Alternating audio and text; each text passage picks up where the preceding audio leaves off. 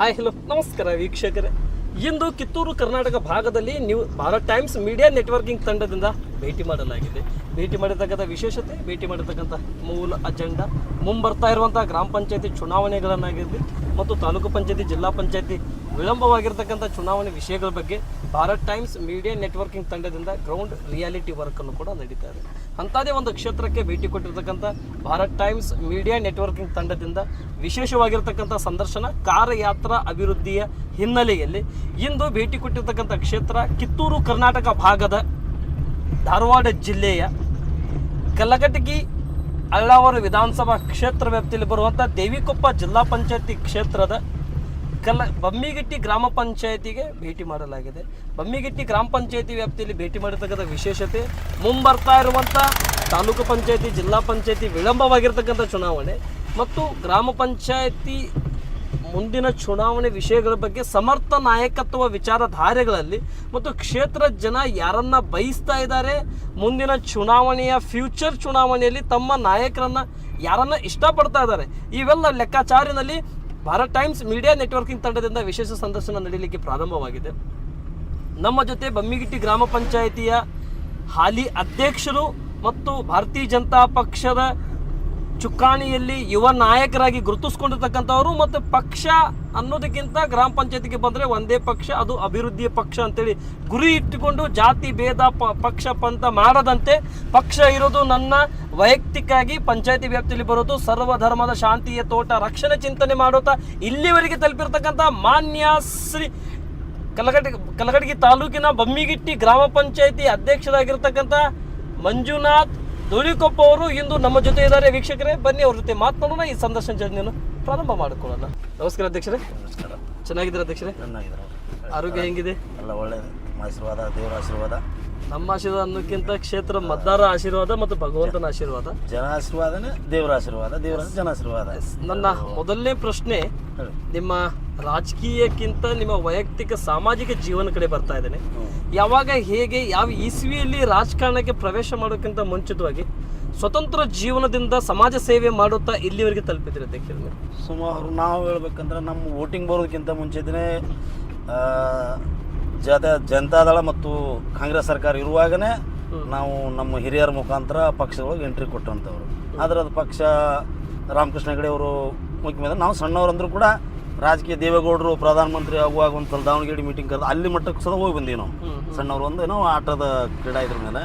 ಆಮೇಲೆ ನಮ್ಮ ಜೀವನ ಏನು ಬರ್ತಾ ಬರ್ತಾ ನಮ್ಮ ವಯಸ್ಸು 18 ದಾಟು, ವೋಟಿಂಗ್ ಬಂತು. ನಾವು ಸಮಾಜಕ್ಕೆ ಏನಾದ್ರು ಮಾಡಬೇಕಲ್ಲ, ಆದರೆ ನಮ್ಮದು ಆರ್ಥಿಕ ಪರಿಸ್ಥಿತಿ ಅವಾಗ ಸರಿ ಇದ್ದಿಲ್ಲ, ನಾವು ಸಣ್ಣವರು. ಆದರೆ ನಾವು ಎಜುಕೇಷನ್ ಕಡಿಮೆ ಇದ್ದರೂ ಕೂಡ ನಮ್ಮೂರಿಗೆ ಏನಾರು ಒಂದು ಮಾಡಬೇಕು, ಒಳ್ಳೆಯ ಜಾತಿ ಧರ್ಮ ಇಲ್ಲದೆ ಎಲ್ಲರನ್ನೂ ಒಗ್ಗೂಡಿಸ್ಕೊಂಡು ಹೋಗಬೇಕು, ಒಂದು ಒಳ್ಳೆಯ ಕಾರ್ಯಗಳನ್ನು ಮಾಡಬೇಕು. ಯಾಕಂದ್ರೆ ನಾವು ಈಗ ನೋಡುವವರೆಗೂ ಹಿಂದೆ ನೋಡುವವರೆಗೂ ಭಾಳ ಅಜಗಜಾಂತರ ಫರಕ್ ಇತ್ತು. ಸುಮಾರು ನಾವು 2018 ಇಸ್ವಿಕ್ಕಿಂತ ಮೊದಲೇ ಈ ಕನಸುಗಳಿದ್ದು ನಾನು. ಸುಮಾರು ನಮ್ಮ 2010ರಲ್ಲಿ ನಮ್ಮ ತಾಯಾರು ಗ್ರಾಮ ಪಂಚಾಯತಿ ಸದಸ್ಯರಾದರು. ಆವಾಗ ನರೇಗಾ ಇನ್ನೂ ಸ್ಟಾರ್ಟ್ ಆಗಿತ್ತು, ಜಸ್ಟ್ ಅದೇ. ಅವಾಗೆಲ್ಲ ನೋಡಿದ್ವಿ. ಯಾಕಂದ್ರೆ ಅವಾಗ 1 ಲಕ್ಷ ಅಂದ್ರೆ ದೊಡ್ಡ ಮಟ್ಟ ಆಗಿಬಿಟ್ಟಿತ್ತು. ಆಮೇಲೆ ಬಂದ ನಂತರ ನಮ್ಮ ತಾಯಾರು ನರೇಗಾ ಅಂತ 1 ಕೋಟಿ ರೂಪಾಯಿ ಅಂದ್ಬಿಟ್ಲೆ ಅಂದ್ರೆ ನಮ್ಮ ಜನ ಎಲ್ಲ ಅಯ್ಯೋ ಏನೇನೋ ಅಂತಂದ್ರೆ. ಆದರೆ ಈ ನರೇಗಾ ಬಂದ ಮೇಲೇನೋ ಒಂದು ಹಳ್ಳಿಗಳ ಸುಧಾರಣೆ ಆಗೋದಕ್ಕೆ ಕಾರಣ, ಮೂಲ ಕಾರಣ. ಯಾಕಂದ್ರೆ MLAಗಳಿಗೆ ಇರ್ತೈತೆ ಅಮೌಂಟು, ಇಷ್ಟೆಲ್ಲ ಫಂಡ್ ಕೊಡೋಕ್ಕಾಗೋದಲ್ಲ ಅವ್ರಿಗೆ. ಯಾಕಂದ್ರೆ ನಮ್ಮ ತಾಲೂಕಿಗೆ ಹಿಡ್ಕೊಂಡ್ರೆ 84 ಹಳ್ಳಿ ಅಷ್ಟೆಲ್ಲ ಹಿಂದೆ ಕುಂದಗೋಳ ಇತ್ತು. ಕುಂದಗೋಳಿಗೆ ಅಳ್ಳಾಮರ ಸೇರ್ಕೊಂತು. ಹೀಗಾಗಿ ನಮ್ಗೆ ಈ ನರೇಗಾ ಯೋಜನೆ ಭಾಳ ಅನುಕೂಲ ಆಯಿತು. ಆದರೆ ಒಂದಷ್ಟು ಈಗ ನಾ ಹೇಳ್ಬೇಕಂದ್ರೆ ನಾವು ಈಗ ಅವಧಿಯೊಳಗೆ ಅಧ್ಯಕ್ಷ ಆಗಿನಂತೂ ಮತ್ತಷ್ಟು ಕೆಲಸಗಳು ಮಾಡೋಕೆ ನಮ್ಗೆ ಭಾಳ ಅನುಕೂಲ. ಆದರೆ ಸಮಯ ಅಭಾವ ಆದ ನಮಗೆ ಅಷ್ಟ. ಒಳ್ಳೆಯ ಕಾರ್ಯಗಳನ್ನು ಮಾಡೋಕೆ CC ರೋಡು ಈಗಿನ್ನ ಒಂದು 10% ವರ್ಕ್ ಮಾಡಿದ್ರೆ ಕಂಪ್ಲೀಟ್ ನಮ್ಮ ಬಮ್ಮಿಗಿಟ್ಟಿ ಗ್ರಾಮ ಪಂಚಾಯತಿ ಪೂರ್ತಿ CC ರೋಡ್ ವರ್ಕ್ ಮಾಡಿದಂಗೆ ಆಗೈತಿ ಮನಸ್ಸು. ಆಮೇಲೆ ಯಾವುದೋ ಜಾತಿ ಧರ್ಮದ ಇಲ್ಲ, ಯಾವುದಾದ್ರು ದೇವಸ್ಥಾನ ಕೆಲಸ ಮಾಡ್ತೀವಿ ಅಂದ್ರೆ ಈ ಪಂಚಾಯತಿನ ಒಗ್ಗೂಡಿಸ್ಕೊಂಡು ಯುವಕರನ್ನ ಒಗ್ಗೂಡಿಸ್ಕೊಂಡು ಕೆಲಸ ಮಾಡ್ತಾ ಬರ್ತಾ ಇದ್ದೀವಿ. ನಮ್ಗೆ ಯಾವುದೋ ಸಮಾಜದೊಳಗೂ ತೊಂದರೆಗಳಿಲ್ಲ, ಎಲ್ಲರೂ ಒಂದು ಒಮ್ಮತದಿಂದ ಸಹಕಾರ ಕೊಡ್ತಾರೆ. ನಾನು ಸಣ್ಣವನಿರ್ಬೋದು, ನಾನು ರಾಜಕೀಯ ಜೀವನದಾಗ ಇನ್ನೂ ನಾನು 18ನೇ ವಯಸ್ಸಿಗೆ ಬರೋಕೊಡ್ದನ್ನು ನಾವು ಈ ಕಡೆ 4 ಜನರೊಳಗೆ ದೇವಸ್ಥಾನ, ಗುಡಿ, ಗುಂಡ್ರ, ಹಿರೇತನ ಸುಮಾರು ನಾನು ಈಗ ನಮ್ಮೂರು ಒಳಗೆ ಹಿರಿತನ ಮಾಡತ್ತ 20 ವರ್ಷ ಆಯಿತು. ಆದರೆ ಯಾವುದೂ ನಮಗೆ ಯಾವುದೂ ತೊಂದರೆ ಕೊಟ್ಟಿಲ್ಲ. ಎಲ್ಲರೂ ಒಳ್ಳೆಯ ಒಂದು ಮಾರ್ಗ ತೋರಿಸುವಂಥ ಹಿರಿಯರು ನಮ್ಮನ್ನು ಮಾರ್ಗ ತೋರಿಸಿ ಸಣ್ಣವ್ರು ನಮ್ಗೆ ಪ್ರೋತ್ಸಾಹ ಮಾಡ್ತಾ ಬಂದಾರ. ಒಳ್ಳೆಯ ಒಂದು ಮಾರ್ಗ ಇಟ್ಕೊಂಡು ನಮಗೂ ಏನಾರು ಒಂದು ಮಾಡಬೇಕಲ್ಲ ಇಷ್ಟೆಲ್ಲ ಜನ. ಆದರೆ ನಾನು ರಾಜಕೀಯ ಈ ಇಲೆಕ್ಷನ್ ನಂದು ಹೇಳ್ಬೇಕಂದ್ರೆ 2020ನೇ ಸಾಲಿನ ಇಸ್ವಿಗೆ ಇಲೆಕ್ಷನ್ ಗ್ರಾಮ ಪಂಚಾಯತ್ ಇಲೆಕ್ಷನ್ ಮಾಡ್ಬೇಕಾದ್ರೆ ಏನಾಯ್ತು ಅಂದ್ರೆ ನಾನು ಓಟ್ ಇರೋದು 3ನೇ ವಾರ್ಡ್ನಲ್ಲಿ, ನಾನು ವಾಸಿಸುವ ಮನೆ 2ನೇ ವಾರ್ಡು, ನಾನು ಪ್ರದರ್ಶನ ಇದಕ್ಕೆ ಚುನಾವಣೆ ನಿಂತ್ಕೊಂಡಿದ್ದು 1ನೇ ವಾರ್ಡ್. ಅಂದ್ರೆ ಅಂದ್ರೆ ನಾವು ವಾರ್ಡ್ ಸಂಬಂಧ ಇದ್ದಿಲ್ಲ ನನಗೆ, ನಮ್ಮೂರು ಅನ್ನೋದು ಒಂದು ಕ್ಷೇತ್ರ. ಎಲ್ಲಿ ಹೋದ್ರೂ ನನಗೆ ಅದು ಆಸೆ ಇತ್ತು. ಅದ್ರ ಜನ ಇಲ್ಲಿ ನನ್ನ ತಾಯಿ ಅಂದರು ತಮ್ಮರು ಎಲ್ಲರೂ ಒಂದು ಒಳ್ಳೆ ಆಶೀರ್ವಾದ ಮಾಡಿ ಭಾಳಷ್ಟು ಜನ ಕಾಂಪಿಟೇಟ್ ಮಾಡಿದ್ರು. ಅಂಥದ್ರಲ್ಲಿ ನನ್ನನ್ನು ಗುರುತಿಸಿ ಆಯ್ಕೆ ಮಾಡಿದ್ರು. ಅವ್ರಿಗೆಲ್ಲ ನಾನು ತುಂಬ ಧನ್ಯವಾದ ಹೇಳ್ಬೇಕು. ಸರಿ, ಬಮ್ಮಿಗಿಟ್ಟಿ ಗ್ರಾಮ ಪಂಚಾಯತಿ ಅಧ್ಯಕ್ಷರು ಮಂಜುನಾಥ್ ಅವರೇ, ತಾವು ಯಾಕೆ ನಿರ್ಣಯ ಕಟ್ಕೊಂಡ್ರಿ? ಮೊದಲನೇ ಬಾರಿಗೆ ನಿಮ್ಮ ತಾಯಿಯವರು ಸ್ಪರ್ಧೆ ಮಾಡಿದ್ರು, ಅವಾಗ ವಿಜಯಶಾಲಿ ಕೂಡ ಆದ್ರು. ಅವಾಗೂ ಕೂಡ ತಮ್ಮ ತಾಯಿಯವರ ಜೊತೆಯಲ್ಲಿ ಕೂಡ ತಾವು ಬೆನ್ನೆಲುಬಾಗಿಯಾಗಿ ಈ ವಾರ್ಡ್ ನಂಬರ್ 2ರಲ್ಲಿ ಅನೇಕ ರೀತಿಯಿಂದ ಕೆಲಸ ಮಾಡೋದ್ರಲ್ಲಿ ತಾವು ಯಶಸ್ಸನ್ನು ಕಂಡ್ರಿ. ಮತ್ತೆ ನೀವು ಚುನಾವಣೆಗೆ ಬರೋದಕ್ಕೆ ಮತ್ತು ಚುನಾವಣೆಗೆ ಯೋಚನೆ ಮಾಡಲಿಕ್ಕೆ ಈ ಚುನಾವಣೆ ಮತ್ತು ರಾಜಕಾರಣ ಅನ್ನುವಂಥ ವಿಷಯಗಳನ್ನು ಎಲ್ಲಿಂದ ಪ್ರಸ್ತಾವನೆ ಆಯಿತು? ನೀವೇ ಯಾಕೆ ಸ್ಪರ್ಧೆ ಮಾಡ್ಬೇಕಂತ ವಿಚಾರ ಮಾಡ್ಕೊಂಡ್ರಿ? ನಾವು ಇದನ್ನ ಯಾಕೆ ನಾವು ನಿರ್ಣಯ ನಾನೇ ಕೈಕೊಂಡೆ ಅಂದ್ರೆ, ಏನೋ ಒಂದು ದೇವ್ರ ಆಶೀರ್ವಾದ. ಈಗ ಮನೆ ಒಳಗೆ ಯಾವುದೋ ಒಂದು ಸಣ್ಣ ಪುಟ್ಟ ಜಗಳ ನಾನು ನಿರ್ಣಯ ಮಾಡಕ್ಕೆ ದೇವ್ರ ಶಕ್ತಿ ಕೊಟ್ಟ, ಸಣ್ಣವ್ರಿದ್ರೆ ಹೇಳಕ್ಕೆ ಬುದ್ಧಿ ಶಕ್ತಿ ಕೊಟ್ಟ, ದೊಡ್ಡವರಿದ್ರೆ ಅವರಿಂದ ಅನುಭವ ತಿಳ್ಕೊಳ್ಳೋಕೆ ಶಕ್ತಿ ಕೊಟ್ಟ. ಹಂಗಿದ್ದ ಎಲ್ಲ ಥರದ್ದು ಇದ್ದಾಗ ನನ್ನ ಕಡೆ ಎಜುಕೇಷನ್ ಕಡಿಮೆ ಇರ್ಬೋದು, ಆದ್ರೆ ದೇವ್ರು ಕೊಟ್ಟಂತ ಅದು ಅನುಭವ ಒಂದಿಷ್ಟಿತ್ತಲ್ಲ, ಇದ್ರ ಮೇಲೆ ನಾನು ಯಾಕೆ ನನ್ನ ಮೂರು ಒಳ್ಳೇದು ಮಾಡಬಾರ್ದು? ಈಗ ನಾನು ಹಿಂದಿನ ಹೇಳಿದ ನಮ್ಮ 2010ರಿಂದ ಆ ಟೀಮ್ ಒಳತಕ್ಕಂಥ ಮೆಂಬರ್ಸು ನನ್ನ ತಾಯಿ ಮೆಂಬರ್ ಇದ್ರು ಕೂಡ ನನ್ನ ಸಹಜವಾಗಿ ಕರ್ಕೊಂಡು ಏನೆಲ್ಲ ಕೆಲಸಗಳಿಗೆ ಸುವರ್ಣ ಗ್ರಾಮ ಆಗ್ಬೇಕಾದ್ರೆ ನಾವು ಎಷ್ಟು ಶ್ರಮ ವಹಿಸಿದ್ವಿ, ಏನೆಲ್ಲ ಕೆಲಸ. ಹಂಗಾಗಿ ನನ್ನ ಮೈಂಡ್ ಆ ಕಡೆ ಸ್ವಲ್ಪ ರಾಜಕೀಯ ಅನ್ನೋದಕ್ಕಿಂತ ಒಳ್ಳೇದು ಮಾಡ್ಬೇಕು ಅನ್ನೋದು, ಸಮಾಜ ಸೇವೆ ಮಾಡ್ಬೇಕು ಅನ್ನೋದು. ಈ ಉದಾಹರಣೆ ದುಡ್ಡು ಮಾಡೋಕೆ ಎಷ್ಟೋ ಜನ ಬರ್ತಾರಂತ ಹೇಳ್ತಾರೆ. ನಾನು ದುಡ್ಡಲ್ಲ, ನಾನು ಈ ಪೀಳಿಗೆ ಸುಮಾರು ನಾನು ಮೆಂಬರ್ ಆಗೋದಕ್ಕೂ ಅಧ್ಯಕ್ಷ 18 ಲಕ್ಷ ಖರ್ಚು ಮಾಡಿದೆ. ನನಗಲ್ದ್ರೆ 1 ಲಕ್ಷನೋ 2 ಲಕ್ಷಕ್ಕೆ ತೆಗೋಕ್ಕಾಗೋದಿಲ್ಲ ಅಂಥ ಕ್ರಿಟಿಕಲ್ ಪರಿಸ್ಥಿತಿ ಒಳಗೆ. ಆದ್ರೆ ನನ್ನ ದುಡ್ಡಿಗಿಂತ ನನಗೆ ಏನಾದ್ರು ಒಂದು ಒಳ್ಳೇದು ಮಾಡಿ ನನ್ನ ಹೆಸರು ಉಳ್ಬೇಕು. ನಾನು ಮಾತಾಡೋದಕ್ಕಿಂತ ನನ್ನ ಕೆಲಸ ಮಾತಾಡ್ಬೇಕು. ಈಗ ಸರ್ಕಾರ ದುಡ್ಡು ಇದ್ದಿದ್ದೇ ಪಂಚಾಯತಿ ನೋಡ್ರಿ. ಈಗ ಬೇಕಾದ್ರೆ ನಾನು ನನಗೆ ಹಳೆ ಫೋಟೋ ತೋರಿಸಿ ನಾನು ಉಪಾಧ್ಯಕ್ಷ ಆದಾಗ ನಾನು ಪಂಚಾಯತಿ ಹೆಂಗಿತ್ತು ತಾವು ಈಗೂ ನೋಡ್ಕೋಬೋದು. ಈ ಪಂಚಾಯತಿಗೆ ಸದ್ಯ ಹೆಂಗಾಗೈತಿ. ಆಮೇಲೆ ಊರೊಳಗೆ ಒಂದಷ್ಟು ರಸ್ತೆಗಳು ಯಾವ ಕಾಮಗಾರಿ ಇದ್ದಿದ್ದಿಲ್ಲ. ಈಗ ಒಬ್ಬರು ಲೇಡೀಸು ಅಧ್ಯಕ್ಷರಿದ್ರು, ಪಾಪ ಅವರು ಅಷ್ಟೊಂದು ಮುಂದಾಳತ್ತು ವಯಸ್ಸಕ್ಕೆ ಹಿಂಜರಿತಿದ್ರು. ಆದ್ರೂ ನಾವು ಅವ್ರು ಬೆನ್ನೆಲುಬಾಗಿ ನಿಂತಿದ್ವಿ. ನಿಂತರೂ ಕೂಡ ಅದು ನಮ್ಮ ಊರಿನ ಒಂದು ಸಮಸ್ಯೆಗೆ ಒಟ್ಟು ಕೆಲಸ ಅದು ನಾನು ಆಗಿ 1 ವರ್ಷದೊಳಗನ ಎಷ್ಟು ಒಂದಷ್ಟು ಕೆಲಸಗಳು ಅಭಿವೃದ್ಧಿ ಕೆಲಸ ಸ್ಟಾರ್ಟ್ ಆದವು. ಎಲ್ಲರೂ ಚೆನ್ನಾಗಿ ಹೇಳ್ತಾರೆ, ತಾವು ಹೇಳ್ತಾರೆ, ನಾನು ಹೇಳ್ತಾ ಇಲ್ಲ ಅದನ್ನು. ಅವ್ರು ಮಾಡೋದು ನೀ ಅಧ್ಯಕ್ಷ ಆದ್ಮೇಲೆ ಸ್ವಲ್ಪ ಒಂದಿಷ್ಟು ಕೆಲಸ ಆಗತ್ತು, ಇನ್ನಷ್ಟು ಮಾಡಬೇಕಿತ್ತು, ಇನ್ನೂ ಅಷ್ಟು ಆಸೆ ಅದು. ಈಗ ಸ್ಮಶಾನ ಅಭಿವೃದ್ಧಿಗೆ 50 ಸದ ಕ್ರಿಯಾಜ್ ವಾಟ್ಸಪ್ ಮಾಡಿದ್ವಿ, ಇನ್ನು ಗ್ರಾಮ ಸಭಾ ಐತಿ, ಎಂತೆಲ್ಲ ಒಳ್ಳೆ ಕಾರ್ಯ ಮಾಡ್ಬೇಕಂತ ಆಸೆ ಐತಿ. ಆದ್ರೆ ನೋಡೋಣ್ರಿ ಏನು ಜನ ಆಶೀರ್ವಾದ ಕೊಟ್ಟಂಗೆ ನನ್ನ ಮನಸ್ಸಾಪೂರ್ತಿ ಇನ್ನೂ ನನ್ನ ಮನಸ್ಸು ತುಂಬಿಲ್ಲ. ಇನ್ನಷ್ಟು ಕೆಲಸಗಳು ಮಾಡ್ಬೇಕನ್ನೋ ಆಸೆ ಐತಿ. ಯಾಕಂದ್ರೆ ಇನ್ನೊಂದು ವಿಷಯ ಪ್ರಸ್ತಾವನೆ ಆಯ್ತಲ್ಲ, ರಾಜಕೀಯಕ್ಕೆ ಬರ್ಬೇಕಂತೇಳಿ ಕೆಲವೊಂದು ಜನ ದುಡ್ಡು ಮಾಡ್ಬೇಕಂತೇಳಿ ಬರ್ತಾರಂತೇಳಿ. ಆ ರೀತಿ ದುಡ್ಡು ಮಾಡ್ಬೇಕಂತೇಳಿ ಬೇರೆ ಬೇರೆ ಬಿಸ್ನೆಸ್ಗಳನ್ನ ಇದಾವೆ. ರಾಜಕೀಯನ ಯಾಕೆ ಆಯ್ಕೆ ಮಾಡ್ಕೋಬೇಕು ಇವರು? ಇಲ್ಲಿ 1-2 ನಾವು ಫಸ್ಟ್ ಕ್ಲಿಯರ್ ಮಾಡ್ಕೋ. ಒಂದು, ದುಡ್ಡು ಮಾಡ್ಬೇಕಂದ್ರೆ ನಾಚಿಕೆ ಮಾನ ಮರ್ಯಾದೆ 3 ಬಿಡ್ಬೇಕು. ಇಲ್ಲ ಸಮಾಜ ಸೇವೆ ಮಾಡ್ಬೇಕಂತ ದುಡ್ಡು ಕಳ್ಕೊಬೇಕು. ನಾನು ದುಡ್ಡು ಹೋದ್ರೂ ಪರವಾಗಿಲ್ಲ, ನಾನು ದುಡ್ಡು ಹೋಗ್ಲಿ, ದೇವ್ರೇನೋ ನನಗೊಂದು ಅವತ್ತಿದ್ದಿದ್ದಿಲ್ಲ ಒಂದು ಆಶೀರ್ವಾದ ಮಾಡ್ಯಾನ, ಇವತ್ತು ಒಳ್ಳೇದಾಗೈತಿ. ದುಡ್ಡು ಹೋದ್ರೂ ಪರವಾಗಿಲ್ಲ, ಏನಾರು ಒಂದು ಒಳ್ಳೆ ಕೆಲಸ ಮಾಡ್ಬೇಕು, ಹೆಸರು ಬರುವಂಥ ಕೆಲಸ. ಈ ಉದ್ದೇಶಕ್ಕೆ ನಾವು ಬಂದಂಗೆ. ಯಾಕಂದ್ರೆ ತಾವು ನೋಡ್ತಿರ್ಬೋದು ಎಲ್ಲ ಗ್ರಾಮ ಪಂಚಾಯತಿಗಳಲ್ಲಿ ಒಂದು ಸಣ್ಣ ಪುಟ್ಟ ಕೆಲಸ ಮಾಡೋರು ಗ್ರಾಮದಲ್ಲಿ. ಈಗ MLA MP ಯಾರೋ ಮಾಡ್ತಾರೋ ಯಾರೋ ಹೋಗ್ತಾರೆ, ಕೇಳೋದಿಲ್ಲ. ನಮ್ದು ಹಂಗಲ್ಲ, ಪ್ರತಿಯೊಂದು ಗಲ್ಲಿಗಳು ಬೆಳಗ್ಗೆ 6 ಫೋನ್ ಹಚ್ತಾರೆ, ಅಧ್ಯಕ್ಷರು ನಮ್ಗೆ ನೀರು ಬಂದಿಲ್ಲ, ಅಧ್ಯಕ್ಷರು ನಮ್ಮ ಮನೆ ಹತ್ರ ಲೈಟ್ ಹತ್ತಿಲ್ಲ ಅಂತ. ಸಣ್ಣ ಸಣ್ಣ ವಿಚಾರದಿಂದ ಫೋನ್ ಮಾಡೋರು ಎಂಥ ಕಾಮಗಾರಿ ನೋಡಿದ್ರು ಪರಿಶೀಲನೆ ಮಾಡ್ತಾರೆ. ಹಾಗಾಗಿ ಇಲ್ಲಿ ದುಡ್ಡು ಮಾಡೋದಕ್ಕೆ ಸಾಧ್ಯ ಆಗೋದಲ್ಲ ಗ್ರಾಮ ಪಂಚಾಯತಿ ಒಳಗೆ. ಈಗ ಇನ್ನೊಂದು ವಿಷಯಗಳನ್ನು ತಾವು ಬಂದಾಗಿಂದ ಸದಸ್ಯರಾಗಿ ವಾರ್ಡ್ ನಂಬರ್ 1ಕ್ಕೆ ಮಾತ್ರ ತಾವು ಸೀಮಿತರಾಗಿದ್ರಿ ಮೊದಲಿಗೆ 3.5 ವರ್ಷ ಕಾಲ. ಈ 1.5 ವರ್ಷ ಕಾಲದಲ್ಲಿ ತಾವು ಅಧ್ಯಕ್ಷರಾದಾಗಿಂದ ಇಲ್ಲಿವರೆಗೆ ಯಾವ್ಯಾವ ಅಭಿವೃದ್ಧಿಗಳನ್ನು ಕೈಗೊಂಡಿದ್ರಿ ಮತ್ತು ತಮಗೆ ಬರುವಂಥ ಬಮ್ಮಿಗಿಟ್ಟಿ ಗ್ರಾಮ, ನೆಲ್ಲೆಹಿರವಿ ಮತ್ತು ಮೋಟಹೊನ್ನಳ್ಳಿ ಮತ್ತು ರಾಜಾಜಿನಗರ, ಲಮಾಣ್ ತಾಂಡೆನೂ ಕೂಡ ನಿಮಗೆ ಅಪ್ಲೈ ಆಗುತ್ತೆ. ಈ 4 ಗ್ರಾಮಕ್ಕೆ ತಾವು ವಿಶೇಷವಾಗಿ ತಮ್ಮ ಅಧ್ಯಕ್ಷತೆ ಅವಧಿಯಲ್ಲಿ ಯಾವ ಅಭಿವೃದ್ಧಿಯನ್ನು ಕೈಗೊಂಡಿದ್ರಿ ಮತ್ತು ಈ ಗ್ರಾಮಕ್ಕೆ ವಂಚಿತಗೊಂಡಿರತಕ್ಕಂಥ ಅಭಿವೃದ್ಧಿಯಿಂದ ಪರ ಆಗಿರ್ತಕ್ಕಂಥ ವಿಷಯನೂ ಎಷ್ಟು? ಈಗ ನಾವು ಅಧ್ಯಕ್ಷರಾಗಿಂದ ಹೇಳ್ಬೇಕಂದ್ರೆ ಎಷ್ಟೋ ರೋಡ್ಗಳನ್ನು ಒಂದು CC ಗಟ್ಟರ, ಯಾಕಂದ್ರೆ ಈಗ NRG ಅಂದ್ರೆ ಎಲ್ಲರೂ ಹೆದರಿಬಿಟ್ರು, ಕಾಂಟ್ರಾಕ್ಟ್ಗಳು ಬಿಲ್ ಆಗ್ತಾ ಇಲ್ಲ. ನಾನು ಹೇಳಿದೆ ಸ್ವಲ್ಪ ನಾನು ಕೈಲಿಂದ ಬೇಕಾದ್ರೆ ನಿಮ್ಗೆ ಸಹಾಯ ಮಾಡ್ತೀನಿ ಬನ್ನಿ. ಸಾಲ ಅಭಿವೃದ್ಧಿ ಪೇವರ್ಸ್ ಮಾಡಿಸಿದ್ವಿ, ಒಂದಷ್ಟು ಭೋಜನಾಲಯ ಮಾಡ್ಸಕತ್ತೀವಿ, ರೋಡ್ ಮಾಡಿಸಿದ್ವಿ, ಆಮೇಲೆ ಶಾಲೆಗೆ ಒಂದಷ್ಟು ಶೌಚಾಲಯಗಳನ್ನು ಮಾಡೋದಕ್ಕೆ ಪ್ರೋತ್ಸಾಹ ಮಾಡಿದೆ. ಒಟ್ಟು ಕೆಲಸಗಳನ್ನು ಮಾಡೋರಿಗೆ ಪ್ರೋತ್ಸಾಹ ಮಾಡಿ ಅವ್ರನ್ನ ಹತ್ತಿರ ಕರ್ಕೊಂಡು ಕೆಲಸ ಮಾಡೋಕೆ ನಮ್ಗೆ ಹೊಂಟಿದೆ. Yes sir. ಓಕೆ, ಇದು ಈ ರಾಜ್ಯ ಸರ್ಕಾರ ಬಂದಾಗಿಂದ ಗ್ಯಾರಂಟಿ ಜೊತೆಯಲ್ಲಿ ಇದ್ದಂಥ ಸಂದರ್ಭದಲ್ಲಿ ಗ್ಯಾರಂಟಿಯಿಂದ ಪರವಾಗಿದೆಯಾ ವಿರೋಧವಾಗಿದೆಯಾ ಸರ್ ಇಲ್ಲಿ ಈ ಗ್ರಾಮ ಪಂಚಾಯತ್ ವ್ಯಾಪ್ತಿಯಲ್ಲಿ? ಪರವಾಗಿ ಅಂದ್ರೆ ಈಗ ನೋಡ್ರಿ, ನಾಳೆ ಬಡ ಜನರಿಗೆ ನಾನು 10 ರೂಪಾಯಿ ಕೊಟ್ಟಿರೋದು ಒಳ್ಳೆಯದೇ. ಅಭಿವೃದ್ಧಿ ಬಯಸೋರಿಗೆ ಅದು ಕೆಟ್ಟದ್ದೇ. ಯಾಕಂದ್ರೆ ಎಲ್ಲರೂ ಎಲ್ಲ ಒಂದೇ ಥರ ಇರೋದಿಲ್ಲ. ಆ ಉದ್ದೇಶದಿಂದ ಒಬ್ಬರು ಆ ವಿಚಾರ ಮಾಡ್ತಾರೆ. ಯಾರು ಈಗ ಮಹಿಳೆಯರು ತೊಗೊಂಡ್ರೆ ನಮ್ಮ ಮನೆ ನನ್ನ ಗಂಡ 1,000 ರೂಪಾಯಿ ಕೊಟ್ಟ ಅನ್ನೋದು ಅವ್ರದ್ದೊಂದು ಬಂದರೆ, ಈಗ ಉಳಿದ್ರ ಜನ ಹೇಳ್ತೈತೆ ಅಭಿವೃದ್ಧಿ ಬಯಸೋ ಜನ ಈ ಎಲ್ಲ ಪರಿಸ್ಥಿತಿ ಕೆಟ್ಟು ಹೋಗ್ಬಿಡ್ತು, ಕೆಲಸ ಕಾರ್ಯಗಳನ್ನು ನಿಂತು ಹಿಂಗೆ ಆ ಮಟ್ಟದ ನೋಡಿ ಹಿಂಗೆ ಅದು ಪರ ವಿರೋಧಕ್ಕಿಂತ ಅವ್ರವ್ರು ಮಾಡಿದ್ದು ಈಗ ಅದನ್ನು ನಾವು ಯಾರು ಲೆಕ್ಕ ತಗೊಳಕ್ಕಾಗದಲ್ಲ. ಸರ್ಕಾರ ಏನೋ ಒಂದು ಸ್ಕೀಮ್ ಮಾಡ್ತಾರೆ ಮಾಡಿ ಈಗ ಅದರ ಲಾಭ ಲೋಕ್ಷಣೆ ಅವರು ಅದನ್ನು ಅನುಭವಿಸ್ಬೇಕಲ್ರಿ.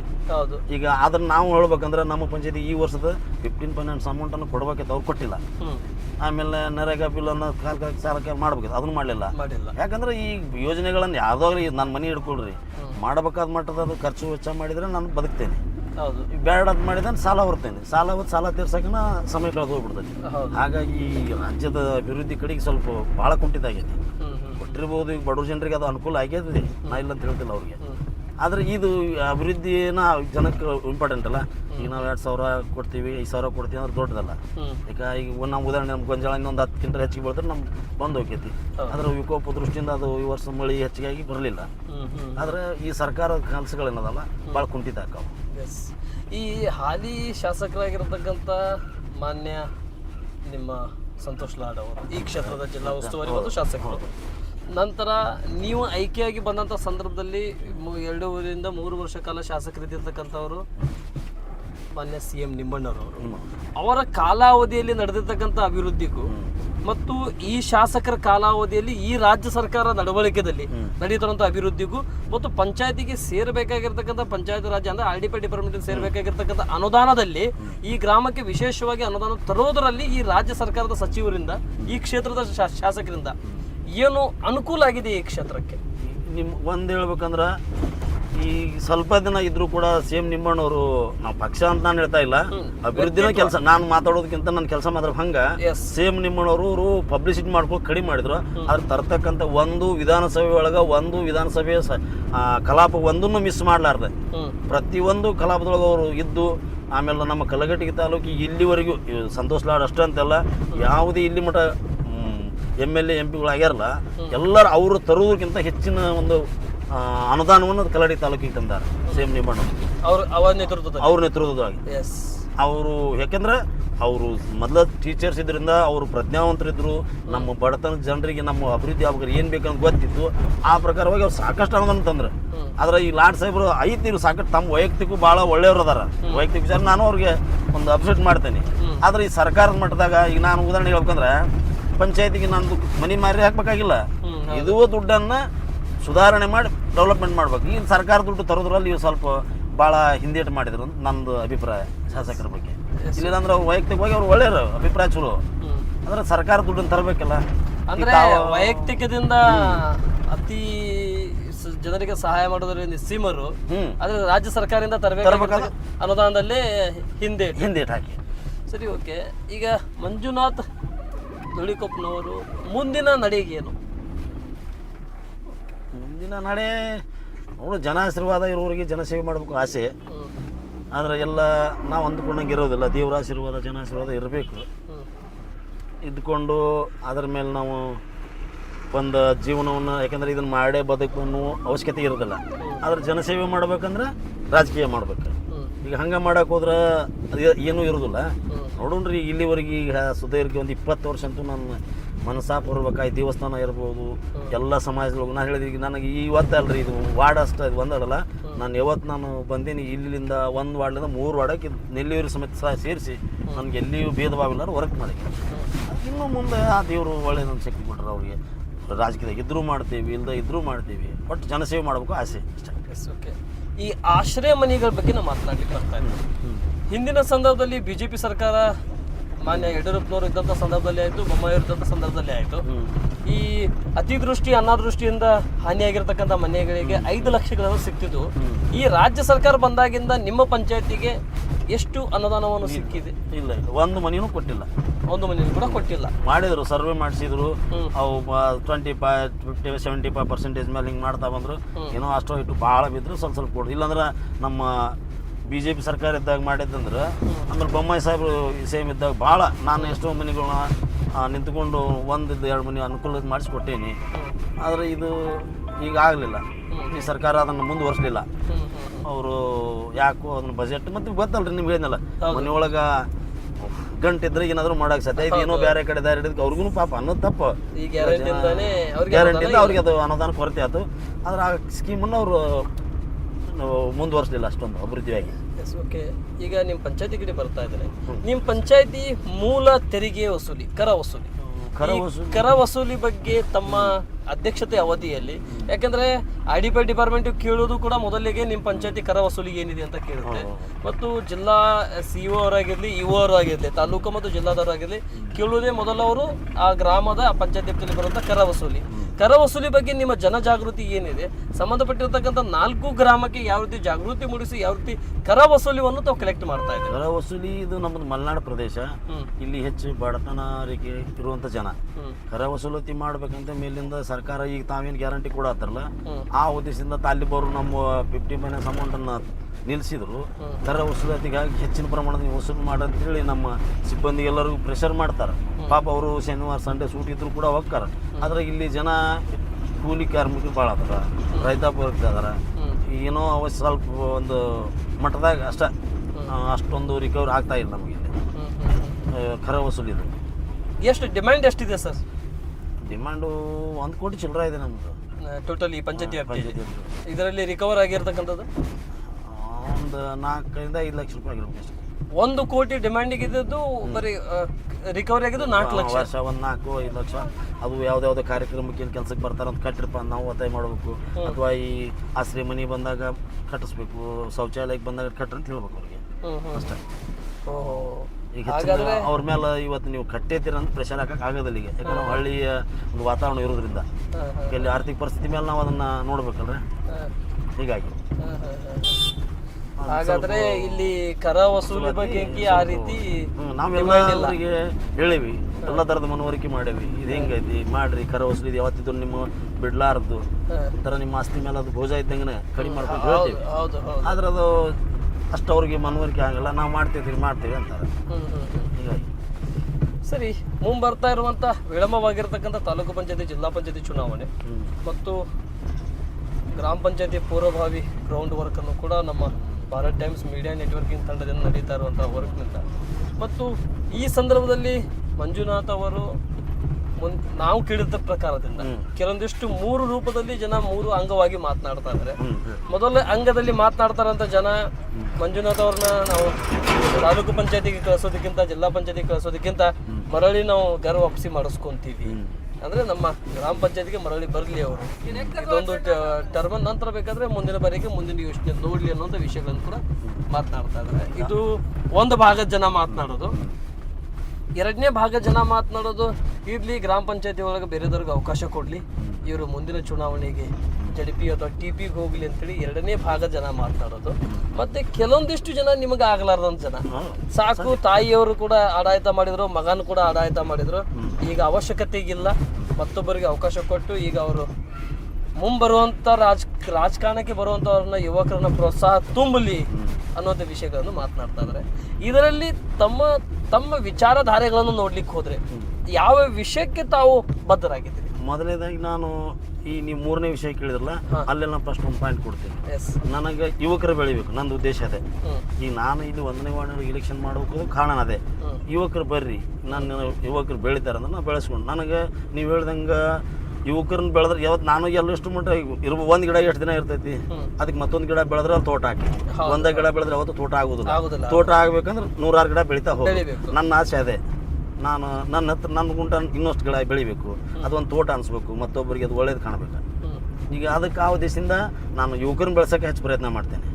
ಆಮೇಲೆ ಅನಿವಾರ್ಯ ನೀವು ಹೇಳ್ದಂಗೆ 2ನೇ ಪ್ರಶ್ನೆ ಕೇಳಿದ್ರಿ ಏನಂತೇಳಿ, JDPಗೆ ಒಂದಷ್ಟು ಜನ TP ಒಂದಷ್ಟು ಜನ ನೀವು TP ಮಾಡ್ರಿ ಅಂತ ಹೇಳ್ತಾರೆ ಒಂದಷ್ಟು ಜನ ಜಡ್ಪಿನ ಮಾಡೋದು ನೋಡ್ರಿ ಅವು ಇನ್ನೂ ಆಗ್ಲಾರ್ದು 5-6 ವರ್ಷ ಆಮೇಲೆ ಅದನ್ನ ಮಾಡ್ಬೇಕು. ಆಮೇಲೆ ಇನ್ನೊಂದಷ್ಟು ಜನ ಇಲ್ಲ ಈಗ ನೀನು 2 ವಾರಗಳಿಗೂ ಸಾಕಷ್ಟು ಕೆಲಸ ಮಾಡಿದೆ. ನಾನು ಮಾಡ್ಬೇಕಾದ್ರೆ ನಾನು ಒಂದು ವಾರ್ಡ್ ಅನ್ಲಾರ್ದ್ರೆ ಎಲ್ಲ ವಾರ್ಡ್ಗೂ ಇವತ್ತು ಪ್ರತಿಯೊಂದು ವಾರ್ಡಿನ ಮಾಹಿತಿ ಕೇಳಿದ್ರು ನಾನು ಹೇಳುವಷ್ಟು ನನ್ನ ಶಕ್ತಿ ಐತಿ. ಆದ್ರೆ ಅವ್ರೇನಂತ ಇದು ಒಂದು ನಮ್ಮ ವಾರ್ಡಿಗೆ ಒಂದು ಸಲ ನಮ್ಮನ್ನು ನಿನ್ನ ಆಯ್ಕೆ ಮಾಡ್ತೀವಿ, ನಮ್ಮನ್ನ ಕೆಲಸ ಮಾಡ್ಬೇಕು ನೋಡ್ರಿಪ್ಪ ನಂಗೆ ಆದ್ ಬೇಡ, ನಮ್ಮ ಯುವಕರು ಯಾರು ಬೆಳಿತೀರಿ ಬರ್ರಿ ನಿಮ್ಮ ಕೂಡ ನಾನು ಇರ್ತೀನಿ, ಮೊದಲೆಲ್ಲ ನಮ್ಮ 3 ಕೆಲಸ ಮುಗಿಸೋಣ, ಮುಂದಿನ ದೇವ್ರು ಹೆಂಗೆ ಆಶೀರ್ವಾದ ಕೊಟ್ಟರೆ ಅವಾಗ ಮಾಡೋಣ ಅಂತೇಳಿ. ನಮ್ಮದೇನ ನಾವು ಯಾವುದನ್ನು ಗ್ರಾಮ ಪಂಚಾಯತಿ ಮಾಡಬೇಕು, ತಾಲೂಕು ಪಂಚಾಯತಿ ಮಾಡಬೇಕು, ಜಿಲ್ಲಾ ಪಂಚಾಯತಿ ನಾವು ಯಾವುದೂ ಇಟ್ಕೊಂಡಿಲ್ಲ. ಆದರೆ ಜನಸೇವೆ ಮಾಡಬೇಕು, ಯುವಕರನ್ನ ಬೆಳೆಸ್ಬೇಕು, ಅವ್ರ ಮುಖಾಂತರ ನಾನು ಕೆಲಸ ಮಾಡ್ತೀನಿ. ಯಾಕಂದ್ರೆ ತೋಟ ಬೆಳೆಸ್ಬೇಕಾದ್ರೆ ಎಲ್ಲರೂ ಬೇಕಲ್ಲ. ಆ ಉದ್ದೇಶದಿಂದ ಎಲ್ಲರನ್ನೂ ಒಂದು ಒಯ್ಬೇಕು ಅನ್ನೋ ಒಂದು ಆಸೆ ಇಷ್ಟ. ಯಾರು ಬರ್ತೀವಿ ಅಂತ ಕರ್ಕೊಂಡು ಅವ್ರನ್ನ ಸಹಕಾರ ಕೊಟ್ಟು, ಆಮೇಲೆ ನಮ್ಮ ಹತ್ರ ಏನ್ರಿ ಇನ್ನೊಬ್ಬರನ್ನ ಕೆಡಿಸುವ ಒಂದು ಛಾಳಿ ಇಲ್ಲ. ಎಲ್ಲರೂ ಸಾಮಾನ್ಯ ನನಗೆ ಅವನನ್ನು ಒಂದು ನಾ ಮಾತಾಡೋ ಮಟ್ಟದಾಗ ಒಮ್ಮೆ ಅವ್ರಿಗೆ ಸಿಟ್ಟು ಅನ್ಸ್ಬೋದು ಅಥವಾ ಕ್ರ್ಯಾಶ್ ಅನ್ಸ್ಬೋದು. ಆದ್ರೆ ಆ ಸತ್ಯವಾದ ಮಾತನ್ನು ಹೇಳ್ತೀನಿ, ಇದು ಹಿಂಗೈತಿ ಹಿಂಗೆ ಮಾಡೋದು ಬೇಡ, ಇದನ್ನು ಮಾಡ್ರಿ ಹಿಂಗೆ ಹೋಗೋದು. ನಮ್ಮದು ಉದ್ದೇಶ ಅದು. ಸಮಯದ ವಿಚಾರ ಮಾಡುತ್ತಾ ಸಂದರ್ಶನ ಕೊನೆ ಹಂತಕ್ಕೆ ಬರ್ತಾ ಇದೆ. ನನ್ನ ಕೊನೆ ಪ್ರಶ್ನೆ, ತಮ್ಮ ಬಮ್ಮಿಗಿಟ್ಟಿ ಗ್ರಾಮದಲ್ಲಿ ಶಿಕ್ಷಣಕ್ಕೆ ಮಂಜುನಾಥ್ ದೊಳಿಕೊಪ್ಪ ಅವರು ಎಷ್ಟು ಆದ್ಯತೆ ನೀಡ್ತಾರೆ? ನಾವು ಶಾಲೆಯನ್ನು ಸ್ವಲ್ಪ ಕಲ್ತರು ಕೂಡ ಅದರ ಮನೆಯೊಳಗೆ ಈಗ ನಮ್ಮ ಮನ್ಯಾಗ ನಮ್ಮ ತಮ್ಮ ಡಿಗ್ರಿ, ನಮ್ಮ ಮಿಸ್ಸಸ್ ಡಿಗ್ರಿ, ನಮ್ಮ ತಮ್ಮನಿಂದ ಡಿಗ್ರಿ. ಅದು ನನ್ನ ಕಲಿಯೋಕಾಲ ಅಂದ್ರೆ ನಾನು ಹೆಂಗೆ ನನ್ನ ಮನೆಯೊಳಗೆ ಎಲ್ಲರನ್ನೂ ಶಿಕ್ಷಣ ಮಟ್ಟದಲ್ಲಿ ನೋಡ್ತೀನಿ, ಹಂಗೆ ನಮ್ಮ ಪ್ರೈಮರಿ ಸ್ಕೂಲಿಂದ ಹಿಡಿದು ಹೈಸ್ಕೂಲು ಕಾಲೇಜ್ವರೆಗೂ ನಮ್ಮ ಶ್ರಮ ವಹಿಸಿ ನಾನು ಕೆಲಸ ಮಾಡ್ತೀನಿ. ಇದು ಅದೇ ಪ್ರಕಾರವಾಗಿ ಪ್ರತಿಯೊಂದು ಕಾರ್ಯಕ್ರಮಕ್ಕೆ ಅವ್ರು ಯಾರೂ ನಮ್ಮನ್ನು ಬಿಡದೇನೆ ಆಹ್ವಾನಿಸ್ಕೊಂಡು ತಮಗೇನು ಬೇಕಾದ ಸಲಹೆ ಸಹಕಾರಗಳನ್ನು ತೊಗೊತಾರೆ. ಇನ್ನೂ ನಮಗೆ ಹೆಚ್ಚಿನಲ್ಲೇ ಬೆಳೆಸ್ಬೇಕಿದೆ. ಯಾಕಂದರೆ ನಮ್ಮದು ಕರ್ನಾಟಕ ಮೊದಲೇ ನಾನು ಪ್ರೈಮರಿ ಸ್ಕೂಲ್ ಹೋಗಿ ಊರೊಳಗೆ ಒಂದು ಶಾಲೆ ಇತ್ತು. ಈಗ ಅದು ಬೆಳೀತಾ ಇವತ್ತು ಒಂದು ಹೆಣ್ಮಕ್ಳ ಶಾಲೆ ಡಿವೈಡ್ ಆಗಿ ಅದು ಬೇರೆ ಆಯಿತು. ಆಮೇಲೆ ಹೈಸ್ಕೂಲ್ ಆದಾಗ ನಾವು ಒಂದು 4 ರೂಮ್ಸ್ ಅಷ್ಟೇ ಇದ್ವು. ಎಲ್ಲ ಸರ್ಕಾರದ ನಮ್ಮ ಹಿರಿಯರು ಭಾಳ ಶ್ರಮ ವಹಿಸಿ ದೊಡ್ಡ ಪ್ರಮಾಣದಾಗ ಶಾಲೆ ಬೆಳೆಸಿದ್ರು. ಈ ಕರ್ನಾಟಕ ಪಬ್ಲಿಕ್ ಸ್ಕೂಲು ಇದಾದ್ಮೇಲಂತೂ ಆಲ್ರೆಡಿ KPG LKG UKGಲಿಂದ ಹಿಡಿದು ಡಿಗ್ರಿ ನಾವು ಮೊನ್ನೆ ಒಂದು ಸೈನ್ಸ್ ಕಾಲೇಜ್ ಕೂಡ ಅಪ್ರೂವಲ್ ಆಗೈತಿ, ಅದನ್ನು ಸಹ ಪ್ರಾರಂಭ ಮಾಡ್ತೀವಿ. ಹಿಂಗೆ ಒಟ್ಟು ಶಿಕ್ಷಣ ಬಗ್ಗೆ ನಮ್ಗೆ ಭಾಳ ಆಸಕ್ತಿ ಐತಿ. ಆ ಪ್ರಕಾರ ಅವ್ರು ಜನ ಹುಡುಗರು ಅಂತಿರ್ತಾರೆ, ಅಣ್ಣ ನೀವು ಭಾಳ ಹೆಲ್ಪ್ ಮಾಡಿ. ನಾನು ಡಿಜಿಟಲ್ ಲೈಬ್ರರಿ ಇದ್ದಿದ್ದೆ, ನಾನು ಬೇರೆ ಒಂದು ಪಂಚಾಯತಿ ನಾನು ಆಚೆ ಬಂದಿದ್ದು ನೋಡಿದೆ. ಡಿಜಿಟಲ್ ಪಂಚಾಯತಿ ಅಂದ್ರೆ ಏನು ಡಿಜಿಟಲ್ ಪಂಚಾಯತಿ ನೋಡಿದೆ, ಕೇಳಿದೆ. ನಾನು ಒಂದು ಮಾಡ್ಬೇಕಂದ್ರೆ ನಮ್ಮ ನಿಂಬಣ್ಣವ್ರು ಸರ್ ಇದ್ದಾಗ ಸರ್ ನನಗೊಂದು ಲೈಬ್ರರಿ ಬೇಕಂದೆ. ಒಂದು 20 ಲಕ್ಷ ರೂಪಾಯಿ ಅನುದಾನ ಕೊಟ್ಟರು. ಅದನ್ನು ಸೀರಿಯರ್ ಕೊಟ್ಟು ಡಿಸ್ಚಾರ್ಜ್ ಮಾಡಿ ಶಾಲೆ ಒಳಗೆ ಮಾಡೋಣ ಅಥವಾ ಊರು ಮಾಡೋಣ, ಇಲ್ಲ ಶಾಲೆ ಒಳಗೆ ಮಾಡಿದ್ರೆ ಒಳ್ಳೆ ಅನುಕೂಲ ಆಕೈತಿ ಅಂತೇಳಿ ಶಾಲೆ ಒಳಗೆ ಅದು ಒಂದು 20 ಲಕ್ಷ ರೂಪಾಯಿ ಅದು ಲೈಬ್ರರಿ ಹೈಟೆಕ್ ಲೈಬ್ರರಿ ಮಾಡಿದ್ವಿ. ಅವ್ರಿಗೆ ಒಂದಷ್ಟು ಮೊನ್ನೆ ಒಂದು 20-25 ಸಾವಿರ ರೂಪಾಯಿ ಬುಕ್ ಕೊಡ್ಸಿದ್ವಿ. ಅವೆಲ್ಲ ಫೋಟೋಸ್ ಆ ಹುಡುಗರೆಲ್ಲ ಭಾಳ ಖುಷಿ ಪಟ್ರು. ನನಗೆ ಅದೇ ಅಂತೇನೆ, ನಾನು ಮನೆಯಿಂದ 100 ರೂಪಾಯಿ ಕೊಟ್ಟು ನಿನಗೊಂದು ಚಹಾ ಕುಡಿಸ್ಬೋದಪ್ಪ, ವಿದ್ಯೆ ಕೊಡ್ಸೋಕ್ಕಾಗಲ್ಲ, ಆದ್ರೆ ನಿನ್ನ ವಿದ್ಯೆ ನಿನ್ನ ಕೂಡಾಕೈತಿ ಕಲಿ ಅಂತೇಳಿ ಅವ್ರಿಗೇನು ಸಾಧ್ಯ ಐತೆ ಅವ್ರಿಗೆ ಹೆಲ್ಪ್ ಮಾಡಿ ಅವ್ರನ್ನ ಬಟ್ಟು ಮುಂದೆ ತರುವುದಂದು. ಯಾಕಂದ್ರೆ ನೀವು ಕಲ್ತ್ರಿ ಅಂದ್ರೆ ಈಗ ಉದಾಹರಣೆ ನಮ್ಮ ಊರೊಳಗೆ ಕಲ್ತಂಥ ಮಕ್ಕಳು ಈಗ ಏನು ಡಾಕ್ಟರ್ಸ್ ಅದಾರ, ಲಾಯರ್ ಅದಾರ, CPI ಪೊಲೀಸ್ ಡಿಪಾರ್ಟ್ಮೆಂಟ್ನಾಗ ಪ್ರೆಸ್ಟು ಆಲ್ಮೋಸ್ಟ್ ಇರ್ತಕ್ಕಂಥ ಎಲ್ಲ ಇಲಾಖೆಗಳಿಗೂ ನಮ್ಮ ಊರಿನ ಹುಡುಗರು ಅದಾರ. ಅದು ನನಗೆ ಹೆಮ್ಮೆ. ಯಾಕಂದ್ರೆ ನಾವು ಹೋಗಿಲ್ಲ ಅಂದ್ರೂ ಕೂಡ ನಮ್ಮ ಮನೆ ಮಕ್ಳು ಅದಾರಲ್ಲ ನಮ್ದೊಂದು ಹೆಮ್ಮೆ ಆದದ್ದು. ಅದು ನಮ್ಮ ಊರು ಶಾಲೆ ಒಳಗೆ ಕಲ್ತಂಥ ಮಕ್ಕಳದ.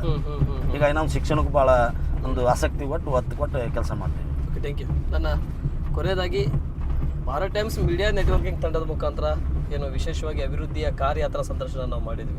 ಕೊನೆಯದಾಗಿ ನಿಮ್ಮನ್ನು ಇಷ್ಟಪಡುವ, ನಿಮ್ಮನ್ನು ಬಯಸುವ ಮತ್ತು ನಿಮ್ಮನ್ನು ಚಿರಪರಿಚಿತವಾಗಿ ಬೇರೆ ಗ್ರಾಮದಿಂದನೂ ಕೂಡ ಬಯಸುವಂಥ ಮತದಾರರಿದ್ದಾರೆ ಮತ್ತು ಬೇರೆ ಪಂಚಾಯತಿ ವ್ಯಾಪ್ತಿಯಿಂದ ಇದ್ದಿರ್ತಕ್ಕಂಥ ಮಂಜುನಾಥ್ ದೊಳಿಕೊಪ್ಪ ಅವರು ತುಂಬ ಚೆನ್ನಾಗಿ ಕೆಲಸ ಮಾಡ್ತಾ ಇದ್ದಾರೆ ಅನ್ನೋಂಥ ವಿಷಯಗಳನ್ನು ಹಿತೈಷಿತನ ಬಯಸ್ತಾ ಇರುವಂಥ ಯುವಕರನ್ನು ಮತ್ತು ಮುಂದಿನ ರಾಜಕೀಯ ಬರುವಂಥ ಯುವಕರನ್ನು ಕೊನೆಯದಾಗಿ ನಮ್ಮ ಈ ಮೀಡಿಯಾ ತಂಡದ ಮುಖಾಂತರ ತಮ್ಮ ಕ್ಷೇತ್ರದ ಜನತೆಗೆ ಮತ್ತು ಮುಂದಿನ ರಾಜಕೀಯ ಭವಿಷ್ಯದ ಅಂಗವಾಗಿ ನೀವು ಬಯಸಿರೋದಾಗಿರಲಿ ಅಥವಾ ನಿಮ್ಮನ್ನು ಬಯಸ್ತಾ ಇರೋರಾಗಿರಲಿ ಅಥವಾ ಬಯಸದೆ ಹೊಲದ ಬಂದ ಭಾಗ್ಯ ಅನ್ನುವಂಥ ರೂಪದಲ್ಲಿ ನಿಮಗೆ ಮತ್ತೊಂದು ಬಾರಿಗೆ ಅವಕಾಶ ಸಿಕ್ಕರೆ ಕೊನೆಯದಾಗಿ ಏನು ಹೇಳಿಕ್ಕೆ ಇಷ್ಟಪಡ್ತೀರಾ ಸರ್?